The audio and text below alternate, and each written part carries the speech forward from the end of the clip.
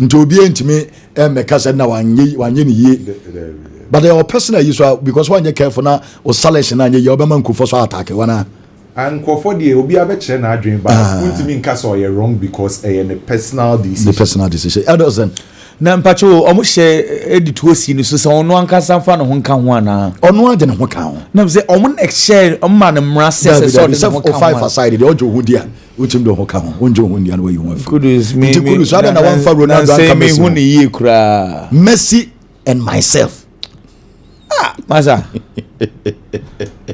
so ye Messi and Ronaldo Messi and myself question na you busa no maybe say nipa no busa no bit maka say obi fafa side on fa some friends out the ho kan for what say midfield ho because you cannot do any five side party one baby a party one no so do ono betim de ho be say baby a party exactly no akope kese ba akodi na kwese soro no why we now for Ronaldo kan say ne 5 aside one no be you and no you no say oka ho bi and let's mean for saying some for Ronaldo nka David say Kwame won't be for saying obi a on your opinion but opinions be or you cannot go wayward and say it is your opinion no but how can you do 5 aside na we put at the one they say no one for Ronaldo and count and only on who could do and let me say you everyone is entitled to your opinion opinion be over a wayward Kwame who say wayward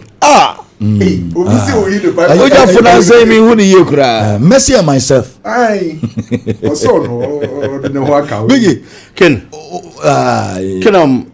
Kudus Mohammed adwen he feels players in numu way there or ye 5 aside omo no be you omo and we shouldn't forget it is not about ebia oba wiase and also who football 5 ben pa na ni mbobo debi yes onye 5 aside but onye 5 aside a point in say baby a partition no onu mo betin de ne ho ahye ho na ode yi akwhye soro miru na akwaka ho ode Ronaldo akwaka we ho soro Ken the argument now is that because Ronaldo Messi and myself na just say aya ye say hono ana say net no Messi the boss menkasa but sa level no Kwame to was na boss father ma Kwame akwa kan dey check out check na no mu bi say Kwame oye ni tiru kwabo a kan dey check WhatsApp no what Kwame dey no obi wo mo dey send oh menu bi JK wa sebo JK ewo Twitter sisia na me hu JK okay dey check Mr. check WhatsApp ya da JS papa Kwame wow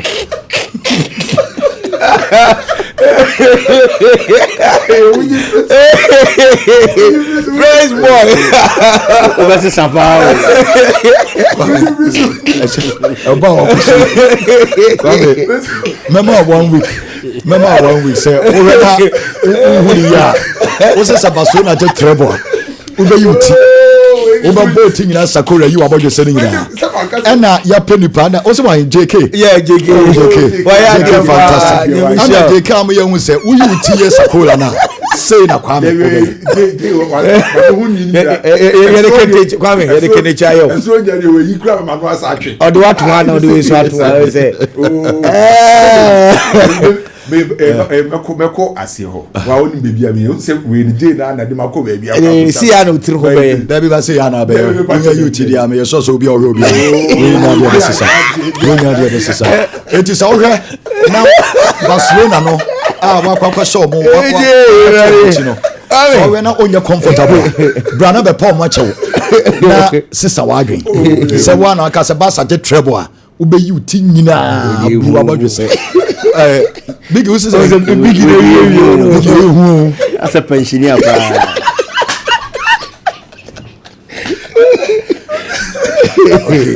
o somebody say ya and you careful Kwame say you don't go fast you say also pensioner as a pensioner man to be 600 Ghana never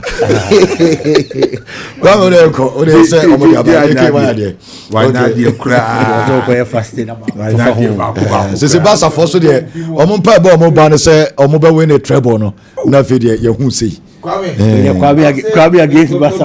Kwame the English better sir. I say why? And Mamu say I used to the Abbas say Mohammed ambitious. Ambitious say he looks like Pentecostal elder. Okay.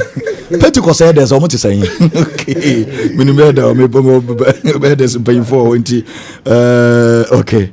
So Kwame we cry bad. Oh. But we say diamana bad near say I saw him you know. Wakle enti ama no na twe. There be me no nka. Man fan kan. Me say eyeti no tete. Enu obi otie no. Me say eyemi twinyi no ana abodwese no. Man fa hona. Na hona nya abodwese. There be nya abodwese. Wanu nwi nka abodwese. Anu nwi nka abodwese. Kwame say ya na ebe yo. There be anu nwi nka ho. Die bo basa for no nyiro mo. Wo de duru wa ye bedwen ho. Ye wo ke duru wa ye bedwen ho. Kwame yenko why? Di anya de kura o ade na akofa baba say me say pensioner hey Biggie so etiefo ni ahwefo Biggie ameta na chi no o say me say pensioner yeah Biggie Ken we move on to serious business enche bia no course no ye de beba Kweku betina so obobo betway course ne the amount predictions ne beba analysis no me de bi ba Kweku de bi ba na Biggie susu de bi aba Ken ma mention as enfem free Spain na ye mo boso ni enfem remumbra. Madrid bofi against Valencia. Madrid wo GDS league no mbeti massage. A mo chase Barcelona. Points gap between Real Madrid and Barcelona emu ntwe. So Real Madrid for him say omo win omo matches na ombeti mabo Barcelona for ja na omo the pressure to Barcelona for so every single game bi ombebo with Spain bia no La Liga ni bia no e wo say omo je 3 maximum points no. So playing at home against Valencia, Madrid 4, omo mpe lose, omo mpe draw, omo go in for the 3 maximum points. Kensa watch Valencia for this season omo nya side abeka so omo ye strong. Based on omo number of matches 29 matches so omo bono. Valencia 4 was just 7 wins omo da 15th on the league log. And it's a what check Valencia for a total performance and your general performance and yet the best. And Valencia you bought this season omo kwa we are omo imposi threats. You bought 20 team league Spain. Can you say among the 20 clubs Spain no? The only club are on kwa we nko win match Valencia. Team be all La Liga be akwa we akwa ko win even one match. By Valencia and the only team are on kwa we nko pick 3 maximum points. And to me ebo kwa omo kwa we a on timi mfa wugidi nko show mu se omo kwa ko win. And but you know omo ko any team no omo ko omo fie no enye baby omo tai ko win. The last time Mpokra Valencia call Real Madrid fie ko win ye no was way back 2008. 17 years ni Valencia ntimi nko share Real Madrid e wo Real Madrid fo fie. Enti omo nye bo kwa betimi do Real ko show mu se omo ko Real Madrid fie akwa je the 3 maximum points. But watch Valencia for closely this season omo no so sa predictable ni bi. Omo ka few teams omo besia Kenya ultimate predator omo because of the kind of profiles omo e wo mu team nim. How omo si omo kan no say omo use weight no that's omo wings ni bebre no ma send in the crosses because of the profiles available for selection Edema Valencia. So ubenya branch defense Diego Lopez on the left side. No ababenya Frank Perez on the right side. Sa two players we and a lot of crosses Edekoma Omar Sadiq Nigeria ni abrante no wanim ho. So who ko share Valencia de hia ne say omo wins ni nya effective. Now be prevent you say omo nya crosses no enkom box nim. Enya de was Real Madrid for a prevent. However, untimi underrate Valencia for ne sir. Because those say this season your man ko so yem fam omo. Omo way performance enye the best no. Valencia for last 4 matches kin omo nya lose bi. So omo ba no person omo this momentum ne ba. On person bet to us no so na opposition omo very well I enkofa problem bi amfama Valencia so on be back abe try say on ba be Real Madrid bobuko no na omo the pressure ba be to Real Madrid bobuko no so by me wogidie say Real Madrid etna fie no yin say owini a the pressure be to Barcelona so no Real Madrid lose sa game we e wo Bernabeu e be ko eye e de ama Real Madrid isi akan aken me nsuro say Real Madrid enshegu oye dey a Real Madrid be create Real Madrid be attack wall, Real Madrid be sheni goals. And for when player be obeshasiye, say Mbappe beshasiye, Vini beshasiye, Brahim Diaz beshasiye, Rodrigo beshasiye, Adagule beshasiye. Player be obeshasiye or Real Madrid denim hubiano, or you capable so mbeti me attack ama Real Madrid 4 goals. By problem I always say no, how we defend it. say Real Madrid is here Kenya untimi mfa won say nso mbo nka say Real Madrid make put clean sheet because osha mo recent matches are on betime win die by kwan omo fa so defending enye the best and my Real Madrid for e concede a lot of goals and problem omo besa face no say omo 3 goalkeepers no Courtois enya available squad omo di ra game nim no Lunin eka ho de but still na no onye 100% fit se eba sa ne de a na ye Frank Gonzalez o ya kraketwa ana se bibia tutu mo betimi akwakosi akan said the Real Madrid former Raul Asensio opportunity we proven ne ho no akra ne so no opportunity Frank Gonzalez new opportunity as a goalkeeper obe try so be proven ne ho but obe hia protection say Real Madrid for defender enye the best set pieces omuntimi clear crosses ne ba omuntimi enclear enti defensively and a Real Madrid for problem but you know Valencia nye boboku ami expect so beba Bernabeu abeje the 3 maximum points a win for Real Madrid against Valencia meko win Madrid win over Valencia Barcelona tenefie about Real Betis tough game to be honest with you game ni nye game abeka se F4 because Real Betis for no maybe omunidi ye ka teams akese was playing na ye inform nka ho de by omo ball na omo bo no eye boy so ani omo performance this season no eye performance so ani enti se wo ba be share Real Betis bia na onim se wo ba be share side a on betima ha wa adwen en se wo check Real Betis boboku na ken uko Spain na wo ka teams a omo kra top class coach a Betis e ka ho bi omo o coach a ne knowledge about football e wo soro omo o coach a our vast experience in the shape of Manuel Pellegrini the engineer Oko Manuel Pellegrini now training profile now we try adwuma wire with Real Betis untimi question so about coaching aspect of the game about the tactical aspect of the game untimi nka say Betis e lucky behind omo coach onim de in terms of individual qualities Real Betis e wo hobby those say omo players no any slow as compared to Barcelona for the end by oman kasa ocha omo resources are available now ocha players e cry Real Betis individually omo nya bad Anthony ko ho no onye bad so far ne performance e wo soro o he players aka wo ho a Cardoso enye bad so far ne performance e wo soro Jesus Rodriguez onye bad enti omo players omo no individually omo nya that bad and adia ba ko a e bo Real Betis this season ye say Manuel Pellegrini amoma attacking freedom football ye kase coach bi ama team attacking freedom a team a coach ne so mo attack a players no ye restrict omo players no ebetima express omo on the field of play omo timi ya di omo pe enti so what check Real Betis team now the reason why Anthony moving from Manchester United to Real Betis all born ye say team no wom no pressure ni and a coach now all coaching say no woman attacking freedom Anthony etimi express ne ho say Anthony performing Akrani friend Jesus Rodriguez no or just 19 years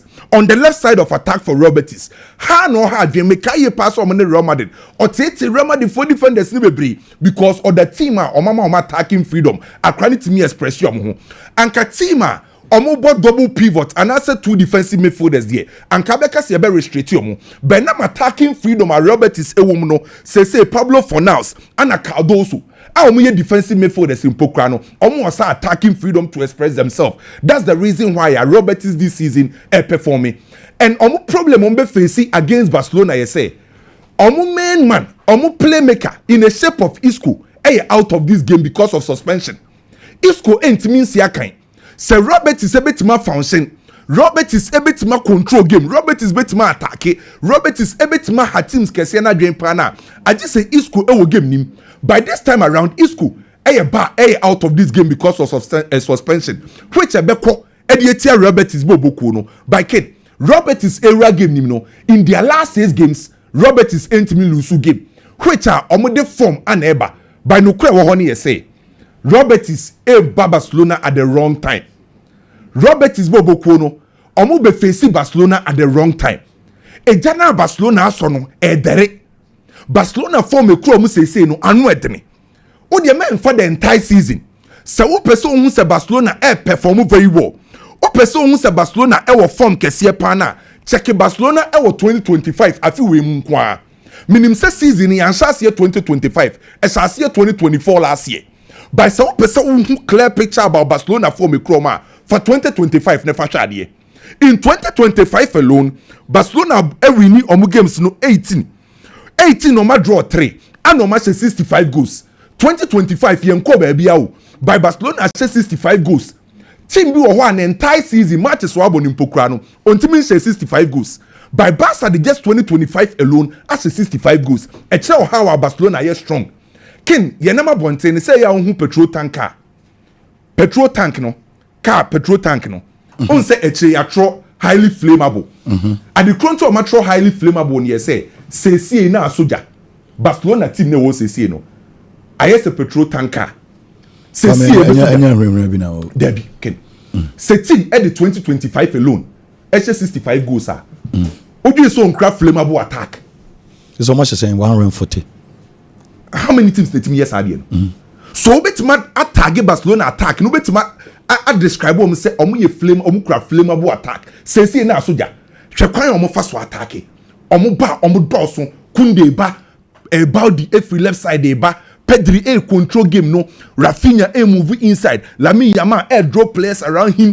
Lewandowski rub box nim bench no the free Orban Ferran Torres impokra ba ni hu ento omo team no say see na soja so Robert is no ba be face Barcelona this season no omo face Barcelona at the wrong time a straight win for Barcelona against Robertis Barcelona be win this game no our Craven Carthage Fulham and the Liverpool bobuko no mijitu mu say 2025 Liverpool and said uncle ye mfa momo Champions League no mafrim Kappa no mo paje Newcastle aje from unsem so the only title make maje no akwakoye the Premier League even 2025 aye rem no matches bi ho Liverpool be win kra na obre or struggle go se ho mpokra ye den dia ma Liverpool and every Liverpool dem bia beje atum say omo fire no any omo pick no omo pick ye no a drop kakra ye wura 2025 afi we mo no however me wo gidie say Liverpool lose sa game we but can no kra wo me say your own friend Marco Silva this year was a in Sano so udi agra Fulham be how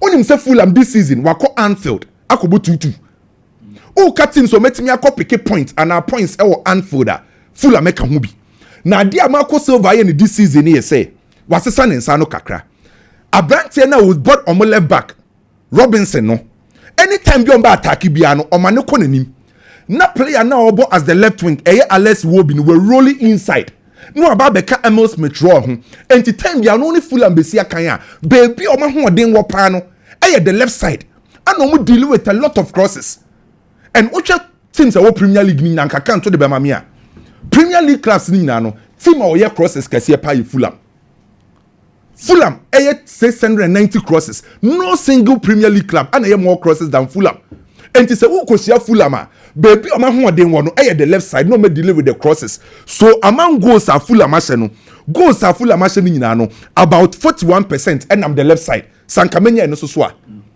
Antony Fulham bebo a nyoma mienu hwe left side natural crosses Fulham attacking side left side in kwa 41 baby o mo fa so goals no the left side so e ho na we say Liverpool for omani bre and e ho ana Conor Bradley ebegina game back to be honest with you I think the Liverpool team no but I don't see Liverpool losing this game make a win or draw for Liverpool for Liverpool against Fulham by Fulham pose a lot of threats Fulham had during this season Manchester derby can say hype ni attention in this row and kaye bobo Manchester United and Manchester City who expect hype any attention is was slow by this season City any the best club in England Manchester United any the best club on performance then so sa attention and we expect was a game anyhow by 3 points ni very important for both clubs Man City ni say on the league but peto 4 o lose sa game we a big advantage for Chelsea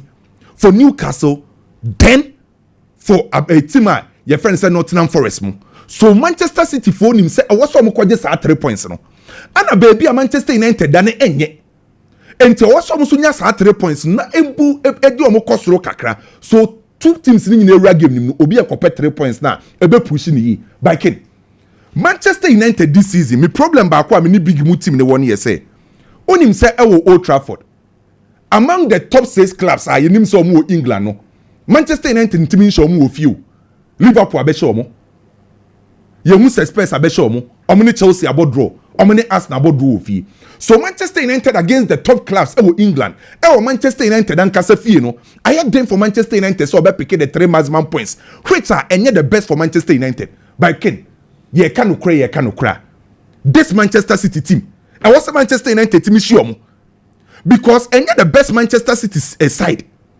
Se ofa Manchester City boboko na o say na Manchester United ntimi ni omu mbie mu mbo. Manchester United ntimi control ball no te say the Man City for no be control. But dear Manchester United betima ye ne say Manchester United betima dominate the playing cycle and the transitions. And omo kwako we need 2-1 e we tiad no Manchester United yes ade ne konya sa victory no because me pick Manchester City boboko ni sesia Haaland embo sa game we mu bi Manchester City enim ho no ebeye Savinho ebeye Doku ababeye Omar Mamush omo ye fine players abrante fense Doku oje ball na 1 versus 1 hu ehu obe ha wadwen obe twetwon by the final delivery the final decision making no enye the best. So offer Savinho or a very good player by ontimi endru sa level ondru sa eleto onye polish Omar Mamush ubenya the best out of Omar Mamusha I just say wabo obi a oba act as an offensive pivot na create space e dey am Omar Mamush Phil Foden in the best form so Manchester United able to make defend very well against this attack. Manchester City attack no mo dey kono enya attack abeka say enwu bebre so ye Manchester United a able to make defend very well against them omo midfield. So we take Gundogan. Now we take Nico Gonzalez. Omi a fine players. Omi betima control game no. But you cannot tell me say this Manchester City midfield no. Manchester City midfielder. Omi betima dominated the entire game. Omi betima dominated throughout the game. Midfielder say who close available spaces any passing lanes or more better or more. Look at their defense. Sheki. So Manchester United don't seem interested Manchester United. By Manchester City team we so convince me. Game back Manchester United etimi dominated the playing cycle, dominated transitions are obetimi good results. But omo mbeko bet we any other sides ni nyina no. Match we no Manchester United men trust you City enye the best side. By a game back over 1.5. I was a game we mu 2 or more goals ebetimi pm was a game we mu. Brentford and Chelsea. Thomas Frank and Brentford a stubborn side to be especially Brentford face big clubs. So much your teams are na. The reason why I from the bees ye mobro mebwa. Omo ba also to say mobro. Omo press to say mobro. Omo share teams are na. Na omo omo wano sorry. So we a team kesie bia na okosia Brentford a. Onim say okosia side a omo ha wadwe. And abria ba kwa ama Brentford this season enkofo omo ha teams ni say uyi Liverpool, uyi Manchester City, uyi Arsenal, uyi Spurs, now uyi Chelsea. No team and ashe goals SM Brentford. Almost 51 goals. Our Premier League nim. A few clubs and ashe goals than Brentford. So Chelsea kwako face a side. 1. Ability to attack was through. Ability to create was through. And ability to score was through. And yet team abeka se omunim goal she. And yet team abeka se ombetime defend throughout the game. Omu ye team bakwa ombetime biem no wabo. Ombetime attack. And this what check omu this season. Omu focus a high energy football. Omu wedding. Omu press very well. Omu deal with physical approach. And omu emphasize on pressing and transition. And to Kwakusia Brentford that unim say Kwakusia side omu again. Look at their individual quality players ekromo. Nordgaard this season onye bad. Damsgaard enye bad. Risa enye bad. Brian Mbomu so enye bad. These are guys are on any day. Those Chelsea players no was so omo. Bombetima ha Chelsea bobuko no. So for Chelsea, say ombetima ko Brentford fie akọ pick a good results no. Chelsea be here defensive solidity. For attack, Chelsea are one of the best ever Premier Leagues nim. Say oka Premier League no. Now oka teams so omutimi create, teams so omutimi she goals ah. Untimi nye Chelsea in film. Those Chelsea may say a lot of chances there, but Chelsea's also ability to score and create. Untimi take anything away from Chelsea. So Chelsea betima kwa away. Ako wini and that's why avoid the defeater. And how Chelsea ebenya sa defensive solidity no. Adia ba kwa me hu Chelsea ken. Awo mo last game mo boy ni say. Enzo Maresca after the game say. Oba Chelsea fufuro no ana ono no okobobo obia na on time hwe ni opponent. Or the system na the real game nim. By this time around or analyzing opponent no. Now I check opponent in strength. And omo last game mo boy omo winning against Spurs for the first time this season. Enzo Maresca ne Chelsea omu utilizing the broad side of the pitch aggressively.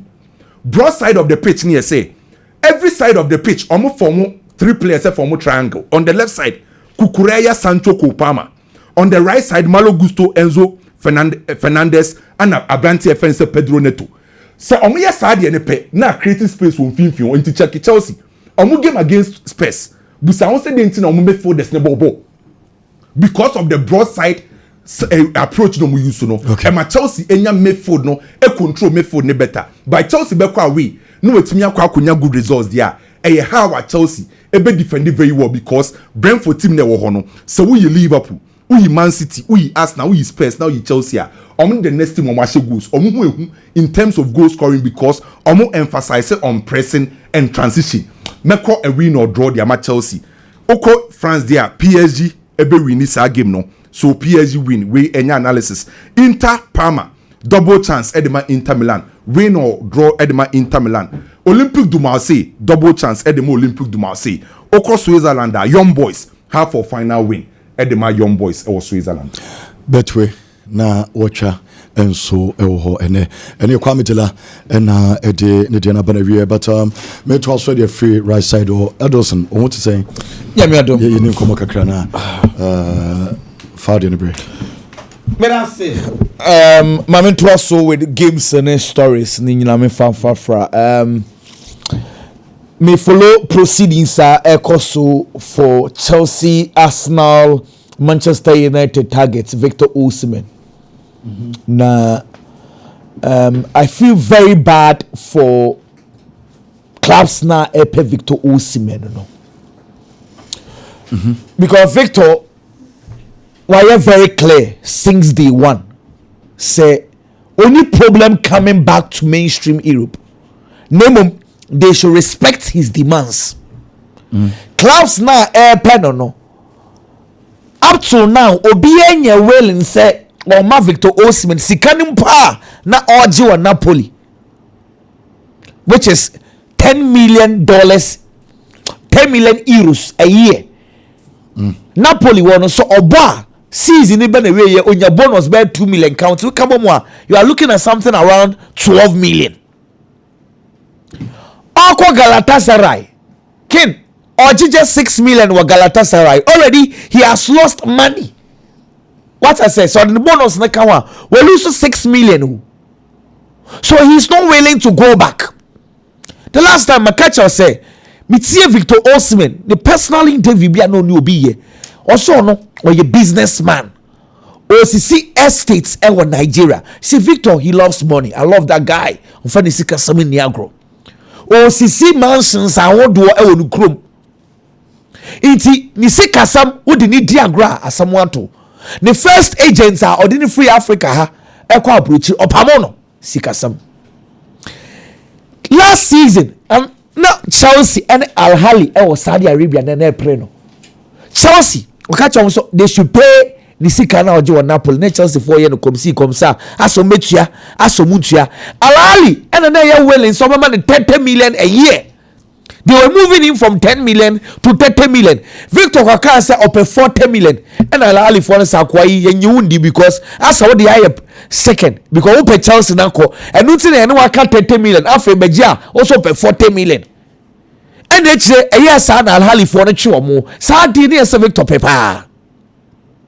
You could have gotten that money and the deal in 9 year or the home it's 30 million the whole and okoji 6 million. I don't know Pamo Roberto Calanda. The new agents are not done in it and saying we can swap Pamo Roberto Calanda because of that deal because sa story be babon since a Calanda na kwa catch Al Ahly for the sabaji 40 million and the deal in the ball Victor Osimhen. It's 30 million abono because I just 6 million. I don't know they are Pamo Roberto Calanda. Papa na or didn't call Galatasaray. Your friend George Gardy. He's not Roberto Calanda. New guy bina or any agent and Oceana Papa Pony no koye is a deal. No. He has insisted from day one. Nisi Kasam who did he diagram? What's he say? It's just imagine say Victor George Garden in China. Victor, oh yeah, guy ni African ni opesika. Say sika oho. Europe susu oho.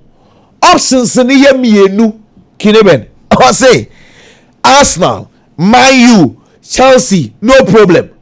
But if you are willing to give me what Napoli gave me, 10 million euros, meba. And yes, sir, me call Saudi. But Mammy Mrs. Clubs and into Manchester United into 10 million, 12 million, and for Mosim and Chelsea into 12 million. So Napoli to 12 million. I didn't know how big clubs in the whole England, you know. This boy, Omoko, and then Omatromo, Adechan Omaba. And this boy, OT in the story now. On yes, I'm mistaken or transfer window. No, baby. Say, dear, see, we transfers na. Wow, baby, a straight. How are you mistaken? Alali Sika, and then more do 30 million. 30 million. But 30 million will be to many this summer. Yeah, Saudi exactly. Still Saudi for near. It's now. Say last week, you know, Saudi for needing Comosa. Say on him real. And it is a signal to those clubs and I say, if you want me, come and pay the money now. But I think so fair to the European clubs. Of course. So we 30 million. Now me 12 and now Napoli de mamedi. Na me kwa mo hoko. Say na me United kra no mo twetwe ske bia mo nkra bi nkofo bi mre bi atwam. Amo ntimi ntwa 12 million. And a certain Radcliffe decision say no muntua more than said Jim Radcliffe no say or wage bill no so. But you need this man. No, me honestly me see he me feel say United kra here Victor Osimhen kra change Chelsea. United ball no me a transitional team. It is a transitional team, no Victor Osimhen with the pace. And he said you see hacker defenders and a style, no can be for my you pa. It can be feel say me. There's no point in keeping Joshua Zeskini, Ramos Højlund when you can find ways to get Victor Osimhen. A good deal for Manchester United if they get this boy. But are they willing to do that? They are not willing to commit some money to Victor Osimhen. The same way, say Chelsea there. One say Chelsea there, our project Nicholas Jackson. Into play a beer no more turn about Amana between trying. Nicholas Jackson and Nemono, or turn about now say, or more trench on Manase Kakra. And Arsenal so say Andre better buy priority na kwa Victor Gokeres.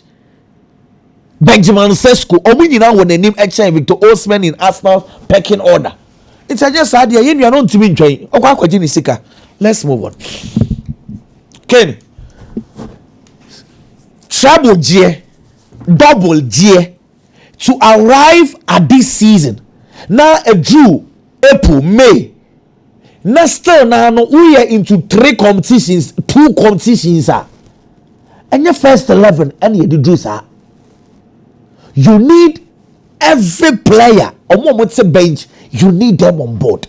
Maybe I make us some way. So what is a club will be at double? And you think that it is their first 11 that took them there. It is a lie. Because a bit true, baby, those from the bench, they need to play crucial role. Madrid and Barcelona, level of Madrid.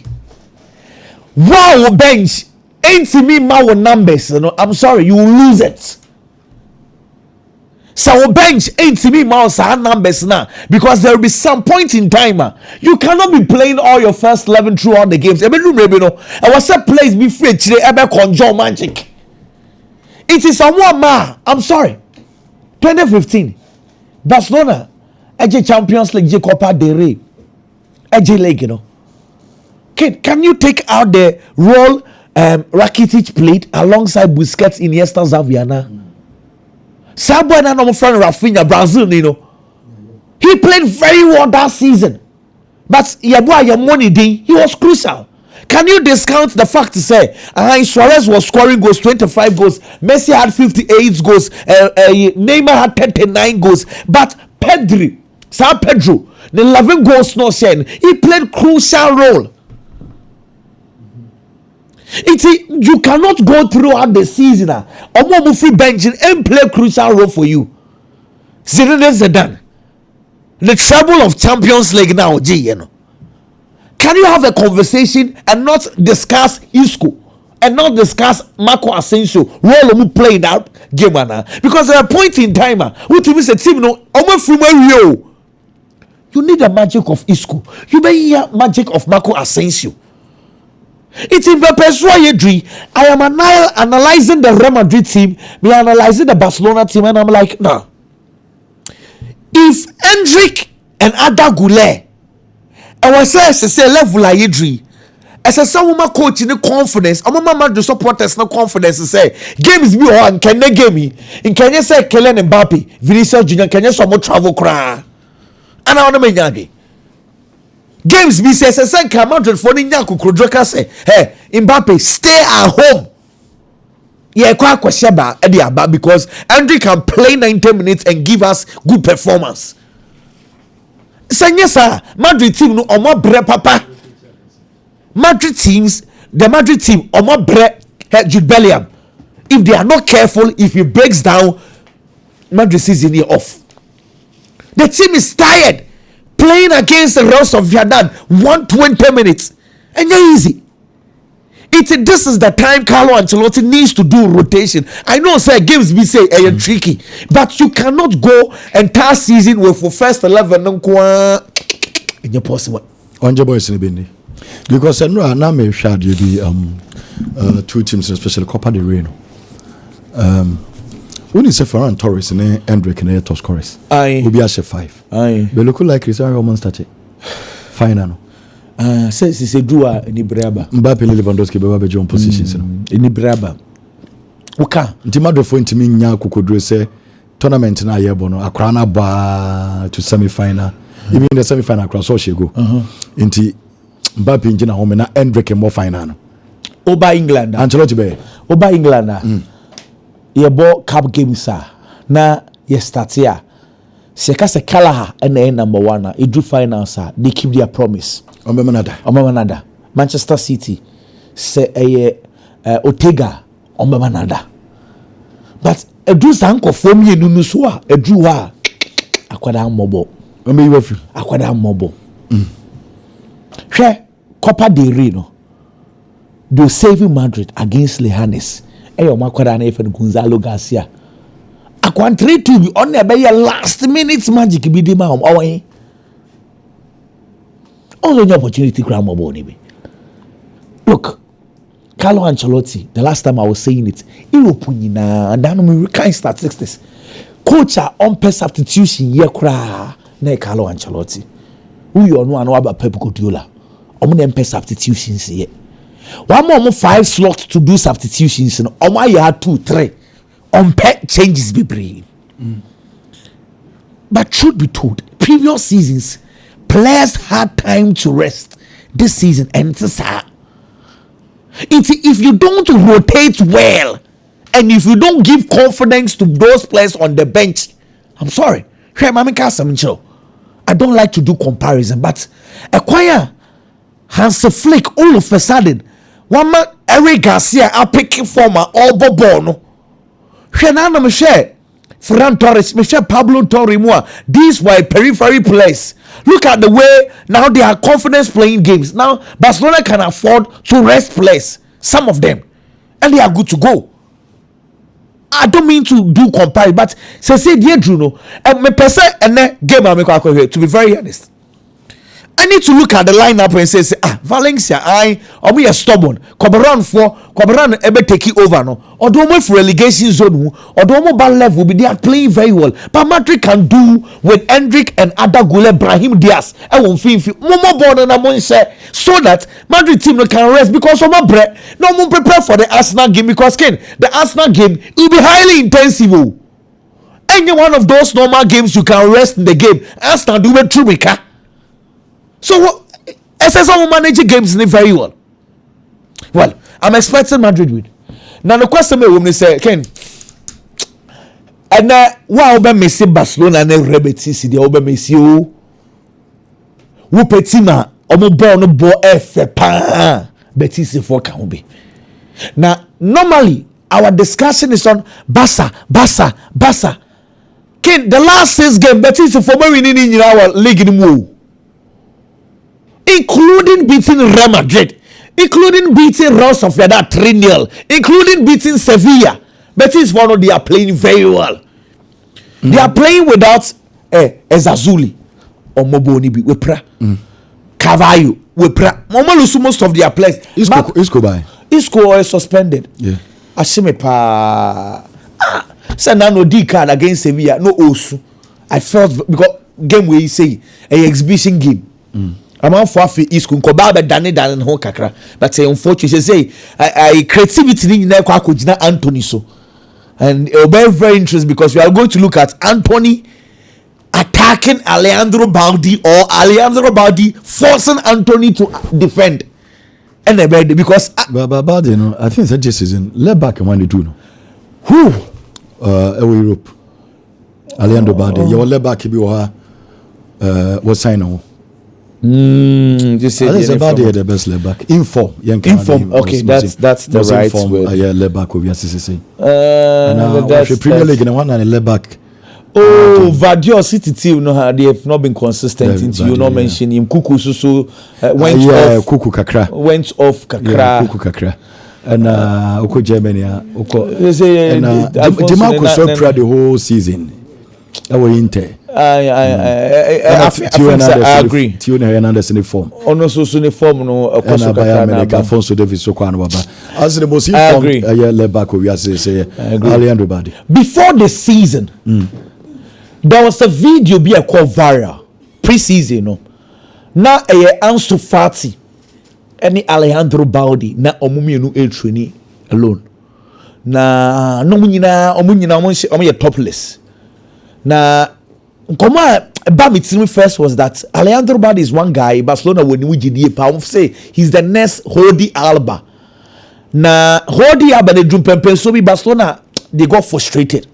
Because na ball no na MPA and until na they cancel about the left back way pa it's me one side am say any akoi ni abre oni Ansu Fati ni abre you last season ni coach ni ma women two opportunities but Alejandro Baldi the na afa Barcelona could have gone for a left back. They've kept faith in him and on Gerard Martin clearly only ball change Gerard Martin but that guy he has not disappointed. Adeba Kwana a hard dream about Alejandro Baldi injuries but again they be able to play send injuries no but Alejandro Baldi also injuries ne echo.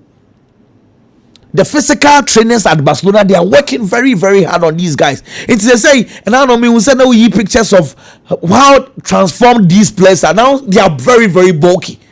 It's he's playing very well. Send you see no about now he's giving assist or yet to say Jordi Alba the only do some level no but some kind of vibes now Barcelona one left one he's having it internet. I am going to look at only Anthony because they say Betis team no creativity ni na eba good Anthony so Jesus Rodriguez now all left one no e wumwana board have no so kakra but mostly is going to be on Anthony. If Barcelona will control and that's one rest assured Barcelona will control the game. They will get chances. And I'm the coach in the person about Ferran Torres and Lewandowski in the same game. So that Ferran Torres will play on the left, Lewandowski as number 9, Rafinha as number 10. Because Gavi and I don't know your feet, Afena Oba, Ebian Oba starting in the free. It is about Ferran Torres and Lewandowski. Now Rafinha, so just say centrally they are going to dominate Betis. Okay. A game where it will be the brutal Betis for no Omana no de. Na encheno wa concede penalties against them. Expecting a Barcelona win. Came on Uni City game no die. What I said last year. Na ye di Eric Ten Hag atampa say. Record am you enye bi da say bolusu 14 games in the season. Ten Hag na be sad you know. Ladies and gentlemen. This coach bolusu 13 akaba ko no wa Ten Hag. The next Ten Hag asano. Akabako Amorin akasen bako pe no season United about 30 games omu wini back to back that say you more 2 games and we need that and I'm lose 13 I'm lose 13 I'm lose 16. The only respite obiaye din say United G Europa obo Champions League senye sa nkofo season it's been very very bad Europe on Lyon or qualifier on Abia, let's go Bilbao woman and Nam Kwanso Ebeko. It's a say Europe and Obians me complaining about Amorim. Well, but they are having a very, very bad season. City is also any more for goose. Me that say sa game way Manchester City, Manchester United. Hey, end the day above more. But you be Biggie, over here more.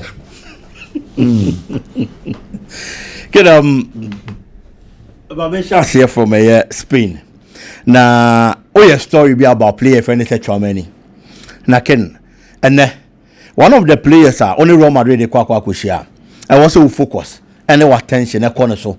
Now making sure so be me a stop player no. Aurelian Kwame. Adia ba corner say most of the time. I am not players for more goals no. Who do omo nkoma? Omo de na the chain players for more goals. It will be to Real Madrid. You will talk about Kylian Mbappe. Obeka Vinicius Junior. Send goals in ma. Obeka Rodrigo Goes. Say bia unche go and asa washe go. Na man komo na yede. But one player Aurelian Chouameni, a player Ken. I love it when people are criticized. No more for criticism no. Edilson so edi turning point for a at the country now criticize you more. Aurelian Chouameni, one player this particular season will receive a lot of backlash at a point. Okwakobo central defense di ama Real Madrid. Na nipa dodo na wo suro ewom. Sa brante any money mo nkonkan even in the natural position. Aye defensive midfield. It is a wo fan so onkonko gina central defense a. Abra Real Madrid enya injuries a. Omo feel say e the problem kese pa. Ebe Real Madrid boboko no. There were a lot of criticisms na eba. Na performance nenye. Na omma that kind of performance obetimi enya gidie wonimu. Say he's a quality player and obebo boboko no. But as we speak, Abrantiana Yajuma Babe drew a certain level this month on Nigeria Real Madrid Player of the Month. It is a very good achievement for the player. Say player starting season na Neman ko yem famau. What me as a Nema? Ama say you best player of Real Madrid. E obusumi etwam ya ye bolding.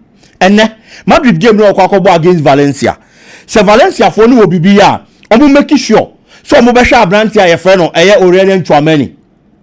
Said the bear on to be near Juma won fin and from Real Madrid. So when to be a near Juma, no yet difficult manner. So bet me after those ground dwells as a defensive midfielder because the strength back up and only in recent times. Long balls no make sure some man in court because now who are they power back and so no. Now the positioning on make sure a lot of the time on receive the ball no on be born out of position because on without the ball or to be closing lanes and my own football in fem and conquer Real Madrid Boboko no and I know the man is different and Yamo Carlo Ancelotti Abaso he's been doing it with certain players. Carlo Ancelotti who player back Pejano at a point and a man for Nijide Mukra or Chelsea Albania Ramirez. Ewo was a sabrant any man benya gidie wonimu eti at a point ana neman konkan no anytime he spoke he kept saying say our trust our brand here friend so Aurelian Chouameni mu and so therefore obekọ so abono ene enu na pay off no ken Barcelona ne Betis eba bebo game another player me feel say nkomo aye difa ne ho no ewo from pa brand here friend say Pedri ken o check your brand here statistics o check your brand any more more ubo say yes la me yama mo ho no mo bo game pa edema basa boboko no Robert Lewandowski mo da ni mu ho mo ma goals for ya Barcelona boboko no ubenya Rafinha the quality at this season edema Barcelona boboko no ya there was true no doubt about it but one player especially in 2025 all your wonders your magic edema Barcelona boboko no parking Pedri previously player back one injury say Hano, Pedri. So availability for the Barcelona setup na a problem. A lot of the time, unya brand here man is kind farm even though anytime of baba bejinembia or what's our quality no, they bobo boko no. But this time around, he's gotten that. Why available for Barca this particular season? Consistently, almost that grade A performance and so as we speak. 10 league matches at Barcelona in 2025. Ken Maku 8 a Pedri na man of the match. Emu 8 ono na the man of the match award. 21 games na Barcelona in 2025 no. Emu 15 a Pedri and the man of the match award. It's consistently. So performance I'll be here from a midfielder no. Pedri de Mabasa. And Adia Bako say campaign baby. Say your games and come on we goals akese. Omo assist akese omo nanka ye man of the match ye bebo omudina ye yi omo but Barca betimi aboge mawie ebia Pedri nhyego ebia Pedri assist but ye best players wo park no so na ye yi Abrantie no clearly clear the performance are all dynasty edema Barcelona boboko no say Real Betis ene if they want to win against Barcelona omo make sure so omo be close Pedri enti eye finals Lo Celso, any Johnny. These players have a lot of work to do with Finfi Honum because the only time at Barcelona team no any other spark won Finfi Honum. Omo to be mother ball I expect so mo ball won Finfi Honum. No more control possession na control game no. E say obetimi ayi pedri dey free game ni mu.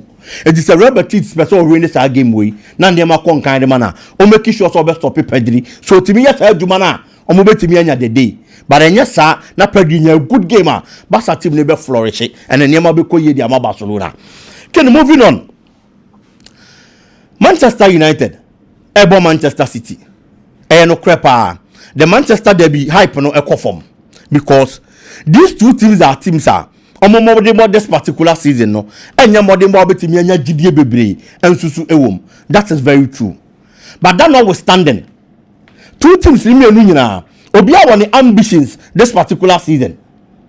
No question near man konkan fam ma omo. But Royal Manchester City boboku na Pep Guardiola person ye di obetimi aye bia say be at least obenya Champions League football next season until they change for the top 4 spot on the Chelsea aye den wo honom enti Pep Guardiola make sure say the chance o ye no di top 4 nim bia no obetimi aye e di ama Manchester City boboku no eno ne da ho. Manchester United on the other hand coach into feel say he has to put in a lot of work say the be obetimi gather momentum na say league ne there when ya any better position kwampo na at least so betimi maintain the Premier League status for Manchester United. And found say neman ko yim fama United bobo no mporo. Ade bia e betimi aboa. Now here no ni free hono mo a. O gada sa momentum no. Now the koko rade Europa mo a. E betimi aboa Manchester United bobo ko because onya top 4 nkonko Champions League. O betimi afasa akwa which is the Europa. Manchester United here on course. No so the akwa Champions League ni mo. Eti two teams are. And found say neman ko yim fama mo no. Obi a won ambitions or the baba be this particular game mo. And no ebema game na ye den na game na ye de. Ruben Amorim on the other hand, and neman konkan crossing for joining Manchester United. Say ebenya consecutive wins, even 2. I have problem the Manchester United. Say United be she ba konne. Na de ache na wasa ache. Na ni panya sa gidie ni say coach ni ye bibi no. Ensi e Manchester United this season. It is true. But we shouldn't also forget. Say Manchester United edika ko Manchester City home. Koko share ni 2-1. And even at the start, na coach a friend say Ruben Amorim. Enyam finding the feet. England impo. Onyam finding the feet for Manchester United impo no. He had that guts and confidence. Manchester City home. Ko far results. One more picking the 3 maximum points. This season yeah. It is still fresh in the minds of the players. Person majina no so no mo dia kwa ye adwuma. Was our game we munyame ya do mechina. Manchester City on the other hand, Ellen Haaland no more available. The kind of quality almost well show this particular season.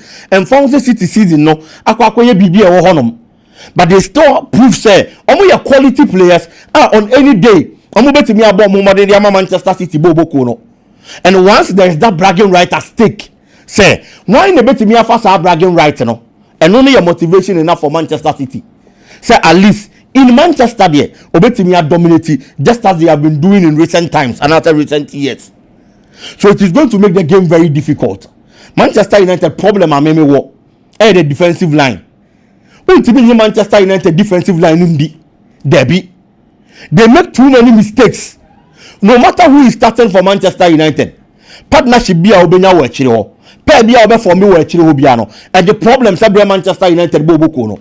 But against Manchester City, and also what that sharp attack. Ellen Haaland alone, able to conquer any form of defense. At this point, it makes it difficult for Manchester United. So even though in the first round, or share Manchester City, or better no I the double over Manchester City Boboko, it is going to be difficult for both sides.